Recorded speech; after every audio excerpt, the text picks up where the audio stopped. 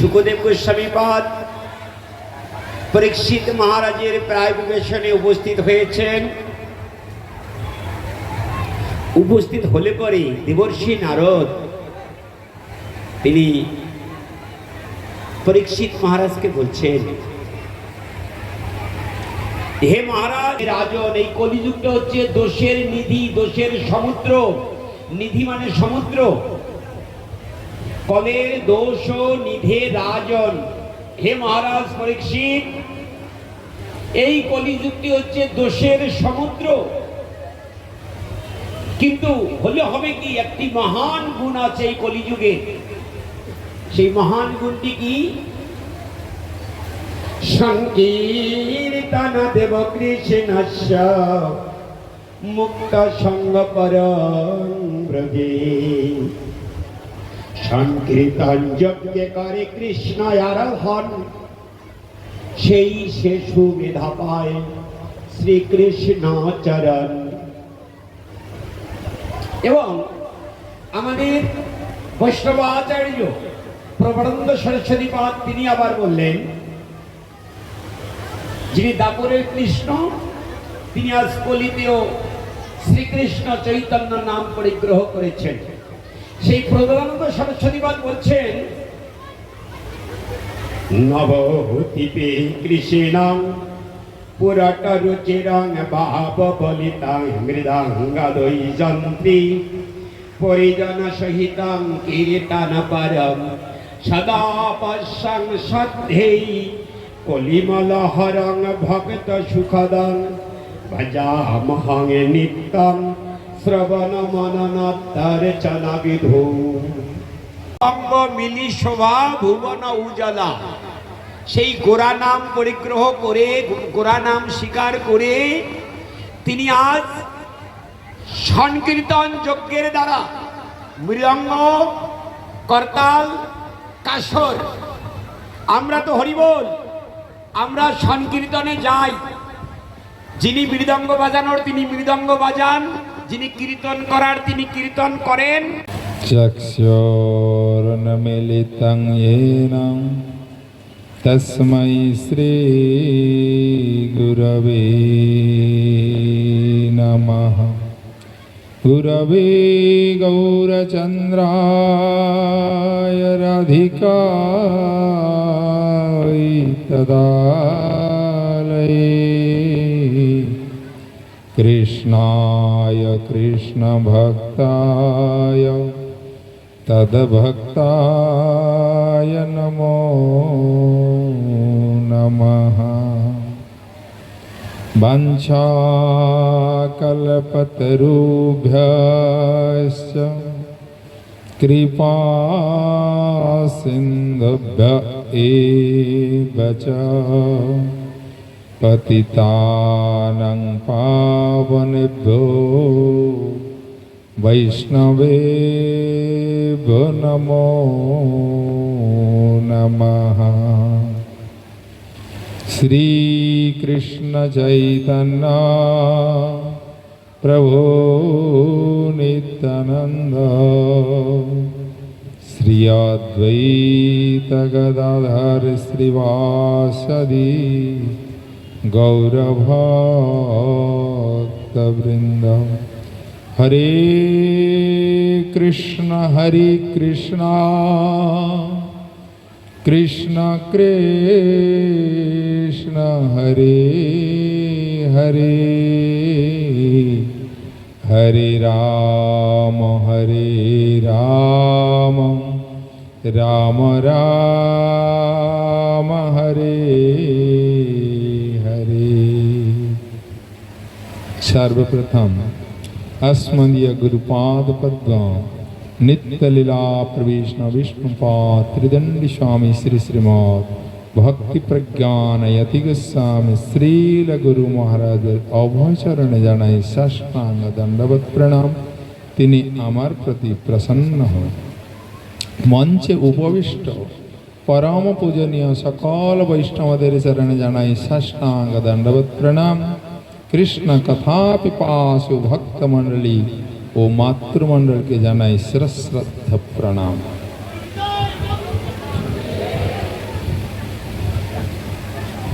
শাস্ত্রে বলছেন প্রায়েণ অল্পায়ুষঃ সভ্যকলাবস্মিন যুগে জনাঃ মন্দাঃ মন্দমতয়ো মন্দ ভাগ্য উপদ্রিতাঃ।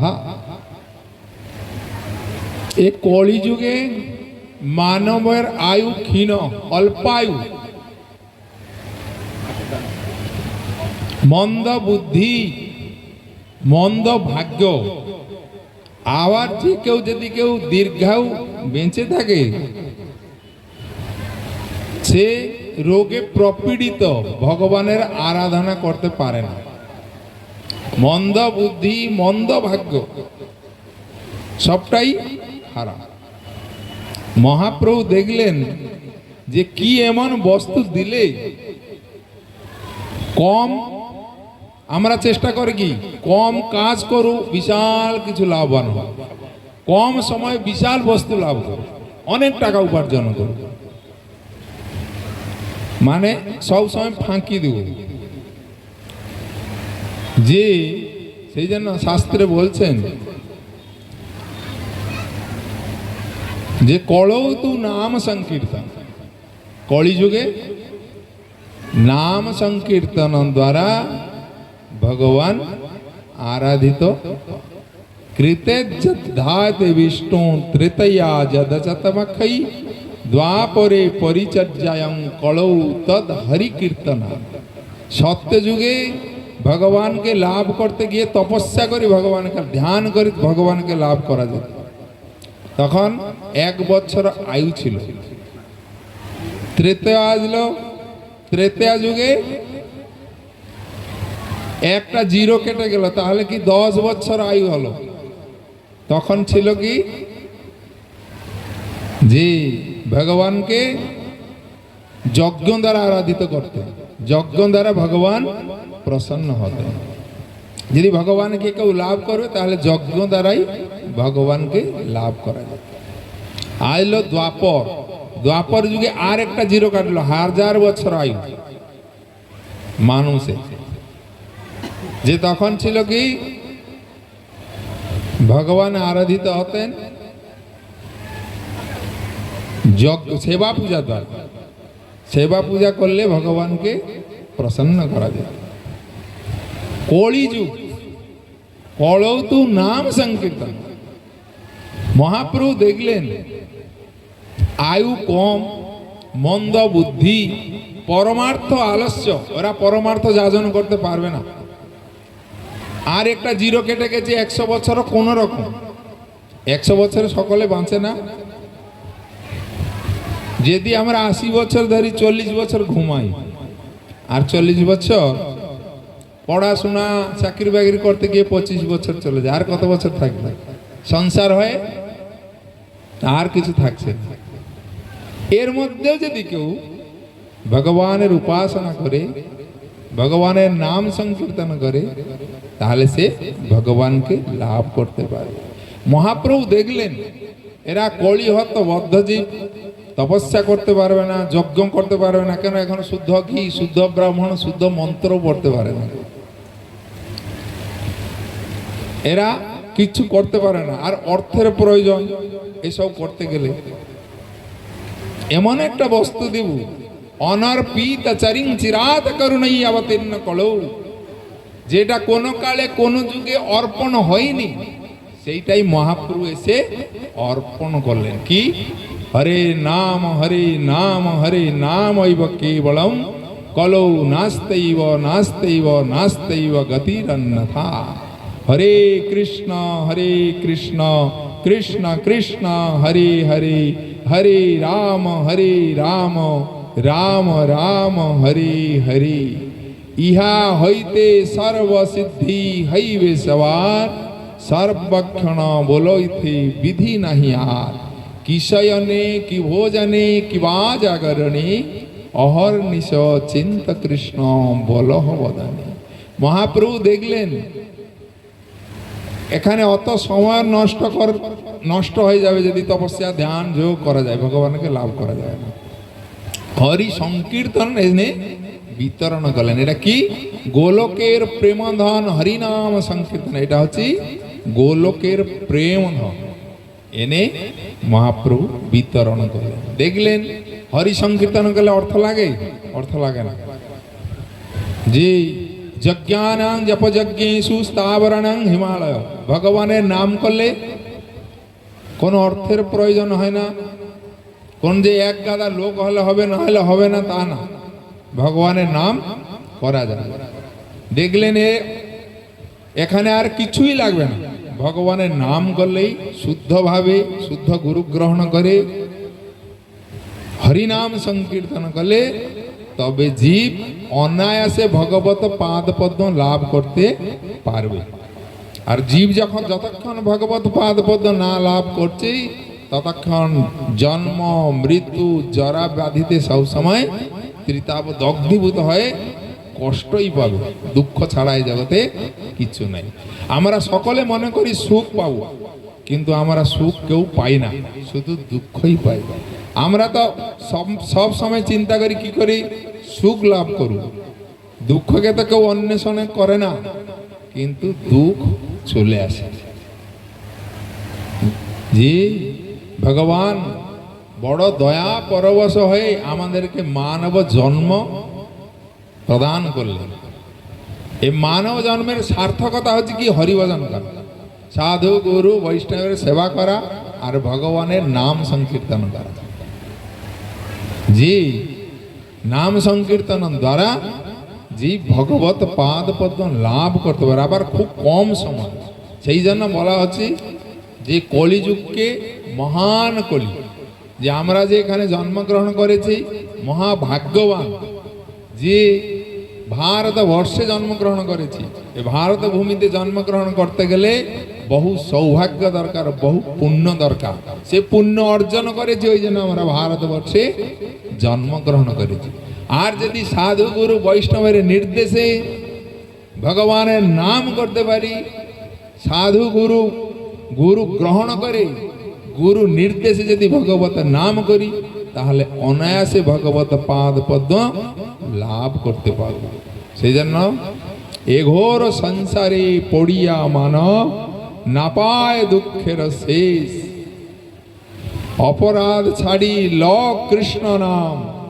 যে অপরাধ ত্যাগ করে কৃষ্ণ নাম গ্রহণ যদি করি তবে হবে, শুধু নাম করলে হবে না, গুরু গ্রহণ করতে হবে আর গুরু নির্দেশে ভগবানের নাম করতে হবে।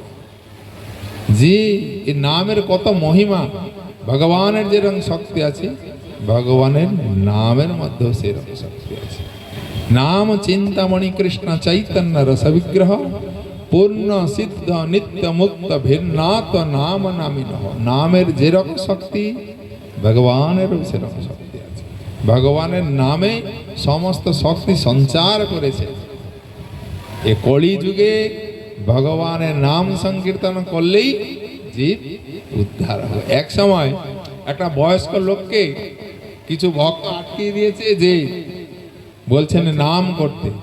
সে বয়স্ক লোক যে আমি নাম করুন, যে একটা ঘরে বন্ধ করে দরজা আটকে দেওয়া হয়েছে, যে যতক্ষণ ভগবানের নাম না করো তাহলে তোমাকে ছাড়া হবে। সে বয়স্ক লোক বললেন, যা অনিচ্ছা সত্ত্বেও আমি ভগবানের নাম করি, তাতে কি আর অসুবিধা, তাহলে ওরা খুলে দিবে।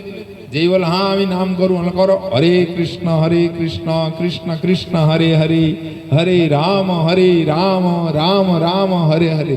তারা তখন বললো তাহলে ছেড়ে দেওয়া হলো। বয়স্ক লোক চলে গেলেন বাড়িতে। কিছুদিন যাওয়ার পরে তার মৃত্যু হয়। মৃত্যু হওয়ার পরে সে মৃত্যু হলে কি হয়, যমলোকে যেতে হয়। যমলোক গেছেন, এবার যমরাজ বলছেন চিত্রগুপ্ত ওর দেখো তো কি আছে পাঞ্জিটা। বলছে প্রভু ওর সব অন্যায় করেছি, সব মানে খারাপ কাজ করছে, ভালো কাজ একটা আছে। মানে কি ভালো কাজটা, যে এক সময় ভগবানের নাম করেছে। যমরাজ বললেন কি রে তুমি কি ভগবান পুণ্যটা আগে গ্রহণ করবে না পাপটা? বলছে পুণ্যটা, যে তুমি ভগবানের নাম করে তার জন্য পুণ্য হয়েছে, সেইটা তো হলো, আমি সেইটাই গ্রহণ করব। সে প্রশ্ন করছে যমরাজকে যে আমি যে নাম করছি ভগবানের নামের কি পুণ্য?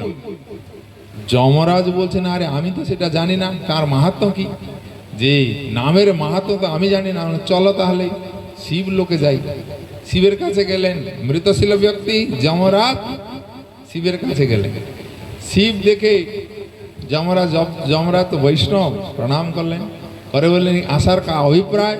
বলছি আমি এসছি এ ব্যক্তি হরি নাম করেছে, ভগবানের নাম করেছে, নামের মহিমাটা জানার জন্য। শিব বলছে আমিও তো জানি না ভগবানের নামের মহিমা, তাহলে ব্রহ্মার কাছে চল। ব্রহ্মার কাছে যেতে যেতে নারদ মুনি নারায়ণ নারায়ণ করে আসছেন।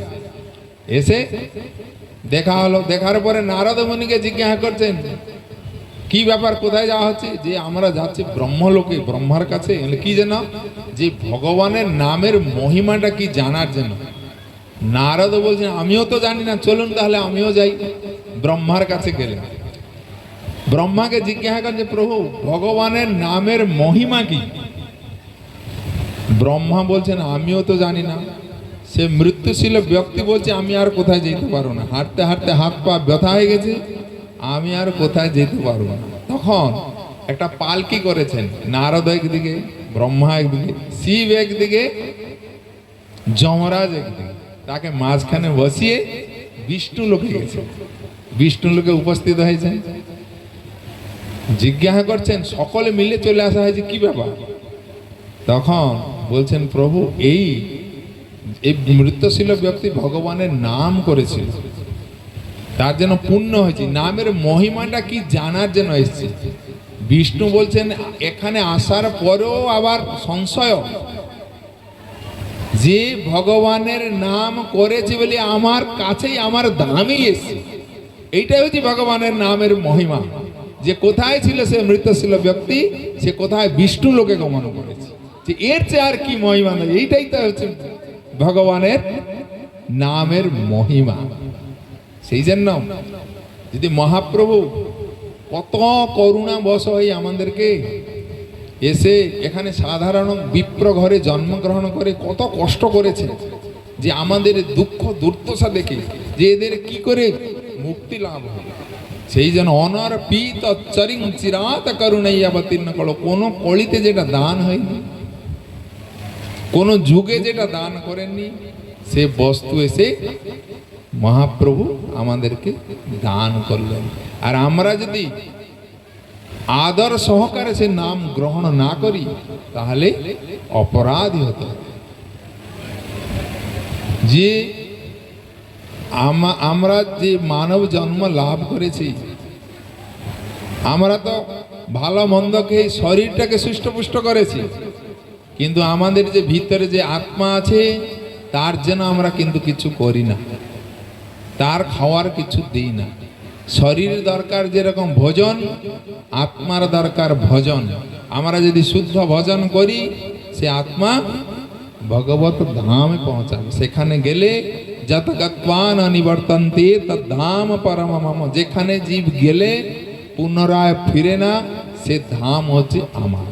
সেই ধামে যতক্ষণ আমরা পৌঁছাতে না পারছে ততক্ষণ জন্ম মৃত্যু জরা ব্যাধি অশান্তিতে আমাদেরকে ভুগত, এখানে কোনো সংশয় নেই। সেই জন্য ভক্তিবিনোদ ঠাকুর বলছেন অতএব মায়ামোহ ছাড়ি বুদ্ধিমান নিত্য তত্ত্ব কৃষ্ণ ভক্তি করুণ সন্ধান। কারা ভগবত ভজন করবে? মায়া মোহ ত্যাগ করে বুদ্ধিমান ব্যক্তি। যারা বুদ্ধিমান ব্যক্তি তারাই ঈশ্বর আরাধনা করবে, নাহলে সংসার বড় দুঃখদায়ক। এখানে সুখ বলে কিছু নাই। আমরা মনে করছি নিত্য সুখে বাস করছে, এটা সুখ না। দুর্লভ মানব জন্ম লভিয়া সংসারে কৃষ্ণ না ভজন দুঃখ বলিব কাহারি। যে মানব জন্ম লাভ করে কৃষ্ণের আরাধনা করলাম না, এর চেয়ে আর দুঃখ কি আছে? যে ভগবানের আরাধনাই হচ্ছে শ্রেষ্ঠ আরাধনা। যত আরাধনানং সর্বেশং বিষ্ণু আরাধনাং পরং তস্মাদ পরং তরং দেবী তদিয়ানং সমর্চনং। যত আরাধনা আছে সর্বশ্রেষ্ঠ আরাধনা হচ্ছে বিষ্ণু আরাধনা। পার্বতী বলছেন যে আপনি তো বিষ্ণু আরাধনা শ্রেষ্ঠ, তো আমি তো বিষ্ণুর আরাধনা করি না, তাহলে আমার কি হবে? তস্মাদ পরং তরং দেবী তদিয়ানাম সমর্চনং। হে দেবী, ভগবানের যে ভক্ত তার সেবা যে করা হয় সেইটাও সর্বশ্রেষ্ঠ আরাধনা, ভক্ত আরাধনা। ভক্ত আরাধনা করলে ভগবান প্রসন্ন হবেন, আর ভক্ত সেবা করলে মঙ্গল হয়। ভক্ত কখনো অমঙ্গল কাউর করে না। যদি কোনো সাধুর সেবা করা হয়, সে কিছু বলুক না হোক, বলবে অন্তত কৃষ্ণের মতি অস্তু, যে কৃষ্ণের ভক্তি হোক। এক সময় এক সাধু বৈশাখ মাস হাঁটতে হাঁটতে যাচ্ছেন জঙ্গলের দিকে, বড় ক্ষুধা পিপাসা লেগেছে। দেখলেন একটা ঘর আছে, ঘরে একটা পরিবার আছে, সেখানে বলছেন যে কিছু খিদা লাগছে, খেতে দেওয়া হোক। বললেন বাবা কিছু তো খাওয়ার নেই, একটু পাখাল ভাত আছে। বলে তাই দাও। পাখাল ভাত দিয়ে লঙ্কা লবণ দিয়ে খেলেন। খাওয়ার পরে যখন চলে যাচ্ছেন বলছেন তুমি কি করো? বলছি বাবা কাঠ কাটি, বিক্রি করে যা পাই তাই খাই। বলে কাঠই কাটা, আর কিছু করো না? যেখানে কাঠ কাটা আর একটু আগাতে পারে না, অতটুকু বলে তিনি চলে গেলেন। এবার সে গৃহস্থ কাঠ কাটতে গেছে, দেখছেন আরে সাধু তো বলছিল আর একটু আগাতে, দেখি একটু আগাই যাই। আগিয়ে যায় চন্দন বন, চন্দন গাছ কাটছে আর বিক্রি করে বেশ ভালোই আছে। সাধু কয়েক বছর পর চিন্তা করলেন দেখি কেমন আছে। আসলেন, দেখলেন কিরে কেমন আছে? বলে বাবা খুব ভালো আছে, কোনো অসুবিধা নেই আমার। ঠিক আছে। আবার সাধু সেবা করলো। বলে কি করছো? বলছে এই যে চন্দনবন বললে একটু আগাতে, দেখলাম চন্দনবন গাছ কাটছি আর বিক্রি করছি, ভালো আছে। বলছি ওখানেই আছে, আর একটু আগাতে পারছে না? করে খেয়ে চলে গেল। কয়েক বছর পরে আবার এসে দেখছেন, আবার সাধু সেবা করলেন। বলে কি রে কি করছো? বলছি চন্দন কেটে কাটছেন যখন, তখন বললেন আরে সাধু তো বলেছিল আর একটু আগাতে। আর একটু আগাতে গিয়ে সোনার খনি, সোনার খনি, সোনা বেচছে খাচ্ছে আরামে, আর কার কোনো অভাব নেই। সাধু দেখলে বলে দেখি যাই। আস্তে আস্তে দেখা হলো চুল দাড়ি সব পেকে গেছে, আর অর্থ সকলের হলে কেউ কার অভাব না হলে কেউ কাকে আর তুয়াজ করে না, কাউকে আর যত্ন করে না। বলছি কেমন আছো? বলছি বাবা ভালো তো আছে, তুমি যে বললে একটু আগাতে আগালাম, সোনা খনি পেলাম, বেচে খাচ্ছে সব ভালো, কিন্তু আনন্দ নেই। সকলের অর্থ হলে কি আর আনন্দ হয়? অভাবটা সেই জন্য প্রয়োজন, রাত্রিটা সেই জন্য প্রয়োজন। রাত্রি আছে বলে দিনের মাহাত্ম্য আছে, দুঃখ আছে বলে সুখের মাহাত্ম্য আছে। যদি সুখ না থাকে, দুঃখ না থাকে, তাহলে সুখের কোনো মানে হয় না। যে সাধু সেবা করলে সাধু সব সময় চেষ্টা করে কি করে মঙ্গল হবে তার। সাধু সেবা না করলে কখনো জীবের কল্যাণ হবে না। এই যে ভগবান আমাদেরকে হাত পা চোখ নাক কান সব দিয়েছেন, কি যেন দিয়েছেন? শুধু নিজে খাবো, নিজে পড়বো, নিজে সব করার জন্য? যে অম্বরীশ মহারাজ কি করেছিলেন? সবাই মনঃ কৃষ্ণ পদার বিন্দয়োর বঞ্চাংসি বৈকুণ্ঠ গুণান বর্ণনে করৌ হরের মন্দির মার্জনাদিষু শ্রুতিং চকারো শ্রুতং কথোদয়। যে অম্বরীশ মহারাজ শশাগর পৃথিবীর রাজা ছিলেন, তিনি নিজে ইন্দ্রিয় দ্বারা সমস্ত ভগবানের সেবা কাজ করেছেন। করৌ হরের মন্দির মার্জনাদিষু, কর দ্বারা হরির মন্দির মার্জন করেছেন। মুখ দ্বারা পাঞ্চাংশি বৈকুণ্ঠ গুণান বর্ণনে, ভগবানের গুণ কীর্তন করেছেন বৈকুণ্ঠের। চোখ দ্বারা তার দর্শন করেছেন, নাসিকা দ্বারা তার চরণ তুলসী ঘ্রাণ করেছেন। সমস্ত ইন্দ্রিয়কে ভগবানের সেবায় লাগিয়েছেন। আমাদেরও কর্তব্য সমস্ত ইন্দ্রিয়কে ভগবত সেবায় লাগানো, কর্ণকে ভগবত কথা শ্রবণে। যে মুখ দ্বারা ভগবত গুণকীর্তন করতে, এই সব যদি আমরা করি তবে হবে সার্থকতা। সেই জন্য বলা হয়েছে মনৌ পবিত্রং যদি রাম নামং হৃদয়ং পবিত্রং যদি ব্রহ্ম জ্ঞানম করৌ পবিত্রং যদি পুণ্যদানম চরণৌ পবিত্রং যদি তীর্থগমনম। জি, চরণ পবিত্র কখন হবে? যখন তীর্থ গমন করবেন। হাত কখন পবিত্র হবে? যখন পুণ্য দান করবেন, দান করবেন। মন কখন পবিত্র হবে? যখন ভগবানের নাম করবেন। এ সমস্ত ইন্দ্রিয়কে ভগবানের সেবায় লাগাতে হবে। আর আমরা তো করি সংসার সেবায়। অধনে যতন করি ধন ত্যাগিনু, যেটা অধন, যেটা অপ্রয়োজন, সেইটাই আমরা যত্ন করি। যে ব্যাংকে টাকা রাখবো, ঘর বাড়ি কিনবো, ঘর বড় বড় সব গাড়ি বাড়ি করব, যেটা অধন, মৃত ব্যক্তির যে কোনো কাজে লাগবে, মরে গেলে এগুলো আর নিয়ে যেতে হবে। এসেছিলাম একা, যাবো আমরা একা। এমন কিছু এখানে অর্জন করতে হবে যেটা নিয়ে যাওয়া যাবে। নিয়ে যাওয়া যায় কি? পাপ আর পুণ্য যাবে, আর কিছু যাবে না। এই সংসার করতে যা পাপ করেছেন পাপটা যাবে, আর যদি পুণ্য করে থাকেন পুণ্যটা যাবে। সেই জন্য এমন কিছু কাজ করতে হবে যাতে মৃত্যুর পরে ভালো থাকা যায়। এখন আমরা ভালো আছি, কোনো সমস্যা নাই, কিন্তু এর চেয়ে ভালো থাকতে গেলে ভগবানের গুরু বৈষ্ণবের সেবা করতে হবে। আমরা যদি গুরু বৈষ্ণব ভগবান সেবা না করি, কিছুতেই ভালো থাকার কোনো কথা নেই। সেই জন্য ভগবান বড় দয়াময়, আমাদেরকে মানব জন্ম দিয়েছেন। মানব জন্মের সার্থকতা হচ্ছে হরি ভজন করা। সেই জন্য সাধু গুরুগণ আসেন, এ ভগবত কথা বলেন, যে হরি ভজন করার জন্য জোর করেন, যে ভগবানের নাম করার জন্য জোর করে। এটা আর কেউ বলবেন। সেই জন্য যে আমরা বড় মহান, যে সাধু গুরু বৈষ্ণবের দর্শনে লাভ করতে পেরেছি, মঠের সঙ্গে যোগাযোগ করতে পেরেছি, যে যাওয়া যায়, এইটাই হচ্ছে বড় অ্যাড্রেস।